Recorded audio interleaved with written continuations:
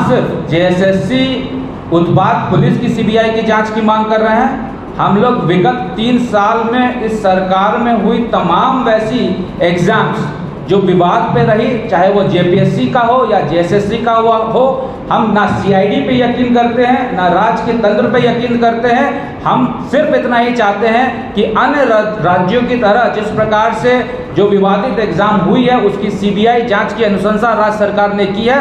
यदि आप सही मायने में युवाओं का हित चाहते हैं तो सीबीआई की जांच के लिए राज्य सरकार को अनुशंसा करके केंद्र भेजना चाहिए और फिर उसके बाद दूध का दूध पानी का पानी होगा और युवाओं को इंसाफ मिलेगा, ऐसा भारतीय जनता पार्टी का मानना। सीजीएल में भारतीय जनता पार्टी ने बहुत ही जबरदस्त पुरजोर विरोध किया। हम लोग सड़क पर थे और सड़क पर और सदन पर दोनों जगह हम लोगों ने विरोध किया। इसका नतीजा क्या निकला? इसका नतीजा ये निकला, और आपकी जानकारी के लिए मैं बता दूं कि जो एग्जाम कंडक्टिंग एजेंसी थी, नाम था सतवत इन्फोसोल। विधानसभा के अंदर भी ये आवाज़ गूंजा था। जो एग्जाम कंडक्टिंग एजेंसी थी आज वो ब्लैकलिस्ट हुई है, और आज 6 अप्रैल के आसपास की खबर मैं आपको बता दूं कि हाई कोर्ट ने फिर उनकी याचिका जो ब्लैकलिस्ट हटाने की थी आज फिर से उसको पुनः बहाल किया। तो मतलब हाई कोर्ट भी ये मान रही है कि सतवत इन्फोसोल को ब्लैकलिस्ट करना सही था। और सतवत इन्फोसोल क्योंकि वहाँ पर एग्जाम कंडक्टिंग एजेंसी थी, तो आप समझ सकते हैं कि सीजीएल में किस तरीके का भ्रष्टाचार हुआ होगा। ये सरकार को बताना चाहिए कि सतवत इन्फोसोल की जो निविदा प्रक्रिया है, जिस हिसाब से उस एजेंसी का चयन हुआ, वो किस आधार पर सतवत इन्फोसोल का चयन जो है ये सरकार ने किया। नई एजेंसी है, बिहार में वो ब्लैकलिस्टेड है, उड़ीसा में वो ब्लैकलिस्टेड है, और जहाँ जहाँ उन्होंने एग्जाम कंडक्ट किया हर जगह वो ब्लैकलिस्टेड है। और वैसी ब्लैकलिस्ट कंपनी से सीजीएल का एग्जाम कंडक्ट कराना ये सबसे बड़ा गुनाह ये सरकार यहाँ के युवाओं के साथ कर रही है। और मैं नाम का भी खुलासा नहीं कर दूंगा, हमारे पास पूरा डिटेल है, एक एक खाका है। मैं नाम का खुलासा नहीं करूंगा, मैं आपके माध्यम से सरकार से सवाल करूंगा, और आपको सरकार से सवाल करना है कि आखिर ये कौन सी ऐसी एजेंसी थी जो बिना एक्सपीरियंस के, जिसका रजिस्ट्रेशन 2026 में होता है, और वो एग्जाम लेने, इतनी बड़ी एग्जाम लेने सीजीएल उत्पाद पुलिस की, वो जेएसएससी उत्पाद पुलिस की वो झारखंड आ जाती है। क्या ये एजेंसी अन्य जगह पर भी एग्जाम उन्होंने कंडक्ट किया है?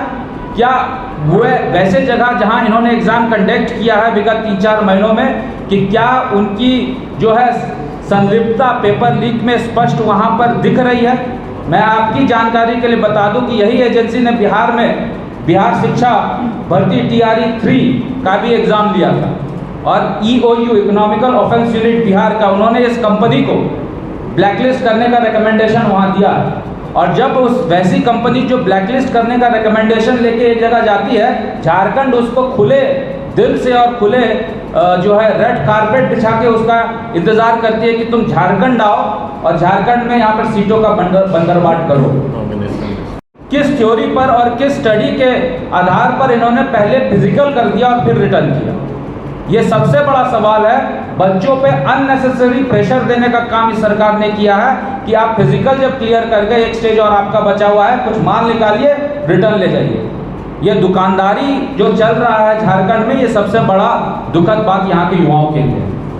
उसके बाद पेपर प्रिंटिंग प्रेस में जाता है छपने के लिए, और दूसरा स्टेज जब ये सेंटर्स एग्जाम कंडक्ट करती है, तो दोनों ही जगह जो है पेपर लीक का मामला कहीं ना कहीं बन जाता है। और FIR में साफ आप देख रहे हैं, जो FIR हुआ है उसमें साफ साफ ये बताया जा रहा है कि जब एजेंसी का प्रिंटिंग प्रेस में जा रहा था पेपर, तब ये जो है पेपर लीक का मुद्दा उठा है। तो कहीं ना कहीं अतुल वैश्य, जिसकी आप लोग बात बात चर्चा कर रहे हैं, उसका सेटिंग वैसे कमज़ोर एजेंसी के साथ होता है, और कमज़ोर एजेंसी के कर्मचारियों के साथ होता है, जो कि दोनों स्टेज पर कॉम्प्रोमाइज पोजीशन में रहते हैं, और वो कहीं ना कहीं इंफॉर्मेशन अंदर से बाहर देने का काम करते हैं। ये काफ़ी दुखद है, दुर्भाग्य है यहाँ के सरकार के लिए भी, यहाँ के युवाओं के लिए भी, कि ऐसी एजेंसीज का चयन ये सरकार कर रही है। गलती हुई है तब कुछ कार्रवाई नाम मात्र के लिए कर देती है।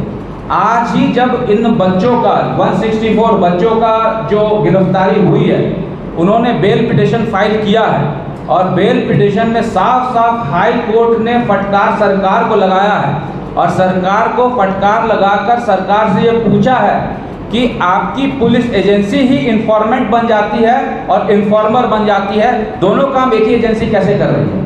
यानी कि पेपर लीक की घटना हुई, इसकी भी सूचना पुलिस ने एफआईआर में डाला और जो गवाह होते हैं उसकी भी सूचना पुलिस के ही कर्मचारियों ने जो है जांच क्रम में किया। यानी कि इंफॉर्मेशन भी हम ही देंगे और उसके बाद और ये छुपाने का मतलब है कि ये एजेंसी के माध्यम से जो सीटों का बंदरबांट हुआ है, चाहे वो प्रशासनिक स्तर पर हो चाहे वो राजनीतिक स्तर पर हो, कहीं ना कहीं वैसे लोगों को बचाने के लिए बच्चों की गिरफ्तारी जो हुई है उसमें पर्दा डालने का काम झारखंड पुलिस कर रही है। ये झारखंड